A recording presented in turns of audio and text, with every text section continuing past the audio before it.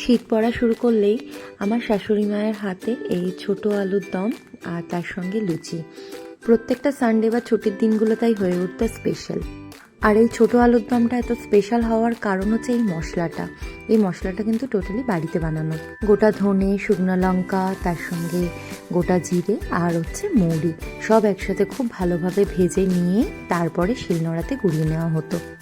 এই ভাজা মশলার স্পেশালিটিটা হলো এটা কিন্তু একদম মিহিভাবে গুঁড়িয়ে নেওয়া যাবে না, একটু দানা দানা থাকলে কিন্তু রান্নার টেস্টটা অন্যরকম আসবে। তো হাজব্যান্ডের কিছুটা আবদারেই আজকে আবার সেই রান্নাটাই আমি চেষ্টা করছি করার। কড়াইতে আমি সর্ষের তেল গরম করে তেজপাতা, গোটা গরম মশলা, তার সঙ্গে জিরা ফোড়ন দিয়ে নিয়েছিলাম।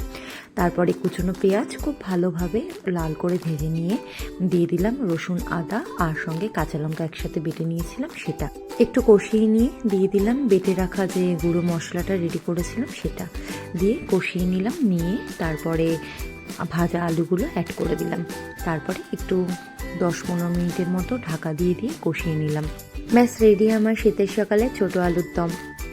খুব ঝটপট রেডি হয়ে যাওয়া এই টেস্টি আলুর দমের রেসিপিটা অবশ্যই বাড়িতে ট্রাই করো আর সার্ভ করো গরম গরম লুচি, পরোটা বা কচুরির সাথে।